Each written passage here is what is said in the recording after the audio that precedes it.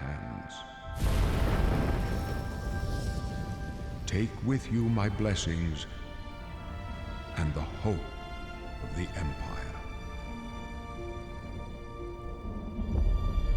Find him and close shut the jaws of Oblivion. Ci sono molti ricordi che ho legati ad Oblivion. Ad esempio, quella volta in cui ho imparato quale fosse il tasto per muovere liberamente gli oggetti. O quella volta in cui ho scoperto che lo stesso pulsante poteva servire anche per muovere i cadaveri dei nemici. Voglio dire, qualche utilità ce l'avrà. Ah, oppure c'è quella volta in cui stavo andando per i fatti miei tranquillo per il distretto navale e... Beautiful, isn't she? The Maria Elena. Damn fine ship.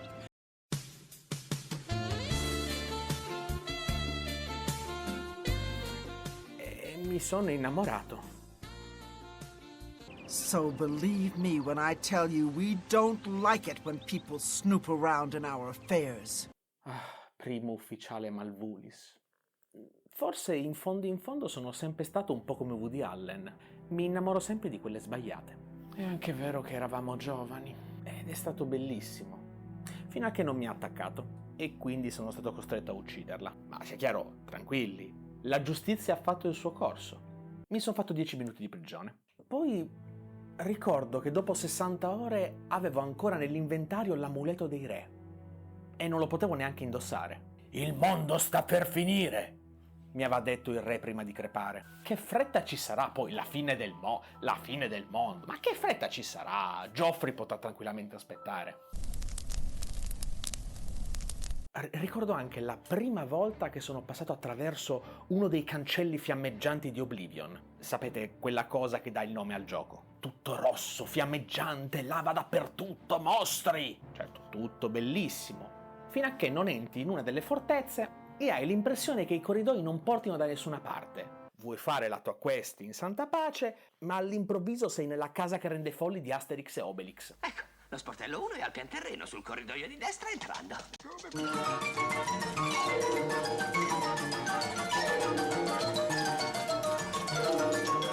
No, sul serio, ma chi è l'architetto? Christopher Nolan? Ah, e poi come dimenticare la prima volta che ho incontrato in carne ed ossa la volpe grigia?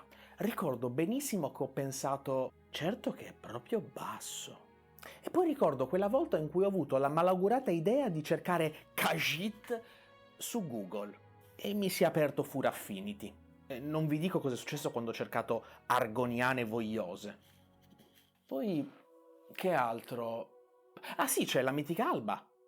La mitica Alba. Non appena ti vedono, castano armature e diventano dei guerrieri cazzutissimi. Ma in realtà, a guardarli bene, sono 3 scappati di casa che hanno rubato la mantellina a Cappuccetto Rosso. Un culto oscuro, segreto, pericolosissimo. Sulla carta. Nel senso che devi leggerti i libri per trovarli pericolosi. E io, sinceramente, giocando tutto sto pericolo non l'ho mai provato, non l'ho mai sentito. Ma è anche vero che io non sono quel tipo di persona che si sciolina ore e ore di video di lore per giustificare il fatto che una roba non l'hanno spiegata e detta in un videogioco. Ma quindi saranno stati anche temibili, o forse ero solo distratto. Ma sia chiaro, c'è di peggio. Tipo la Gilda dei Maghi. Anche qui, sulla carta un percorso di magia, conoscenza, sapienza. In pratica 2 giorni e sei il loro capo.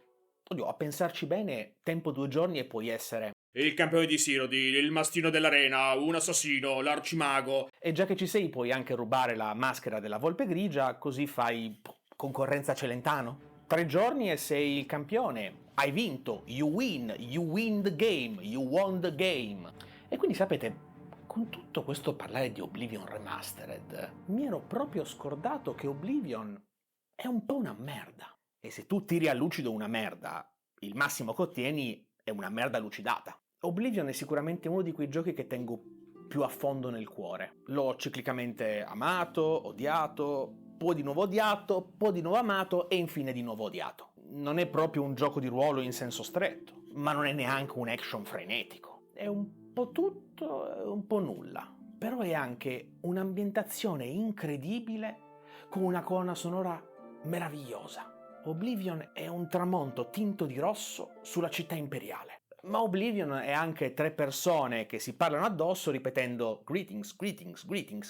Non è esattamente Morrowind nella sua grande profondità narrativa, ma non è neanche scapocciato come Skyrim. Clicca il pulsante del mouse destro e vai avanti. Non è né l'alfa né l'omega. In effetti sa solo quello che non è. È un posto dove senza il fast travel e quella dannata bussola finiresti per perderti sempre. Non sapresti neanche dove andare.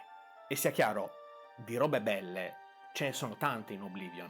Insomma, non puoi conquistare milioni e milioni di giocatori semplicemente facendoli ridere con i bug. Altrimenti Alex Lariete sarebbe proiettato giornalmente a Lux e l'Arcadia con Alberto Tomba e Damiani che ti firmano anche col sorriso il Blu-ray 4K HDR Ultimate Edition del film. Sì, insomma, c'è tanto di bello. Tipo la confraternita oscura. Certo, un po' sconclusionata, ma se prendi singolarmente le varie quest, in realtà sono molto carine. Certo, non proprio una grande varietà di scelta. L'obiettivo è uccidere e tu uccidi. Puoi decidere se farlo bene o meno bene. Molto carino anche il colpo di scena finale. Il problema però è che anche se tu lo sai non puoi fare niente per impedirlo. Alla faccia della libertà di scelta. Tutto quanto molto su binari.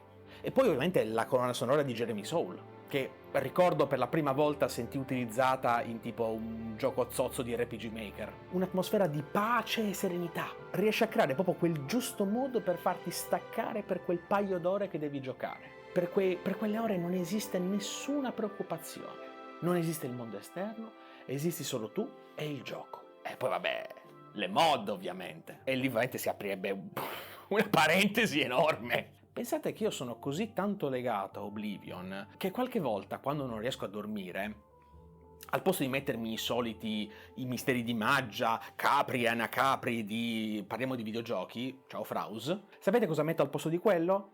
Le analisi brevi di Oblivion, che è un genere di YouTube a parte. E esclusivamente quelle sopra le 4 ore. Mi fanno veramente sentire a casa. Come quando stai con tuo nonno che ti racconta minchiate riguardo al suo passato in guerra, ma lui tipo è vissuto negli anni 60 in Svizzera. Non molto tempo fa credo di aver scritto forse la più bella recensione di Oblivion che potrei mai fare. Breve, concisa e subito al punto. L'ho scritto un po' di tempo fa come commento a un video, e quindi ve la riporto così com'è, senza modificarla.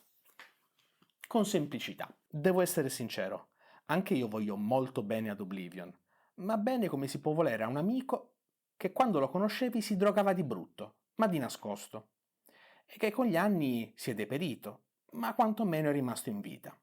Questa meravigliosa immagine per dire che mi diverte assai. Ci ho giocato tante volte, moddato o meno, ma sono il primo ad ammettere che ha una quantità di sistemi rotti, queste scritte male e generali minchiate che avrebbero fatto affossare un franchise meno famoso e blasonato. E, signori, se chiedete a me, questo è amore.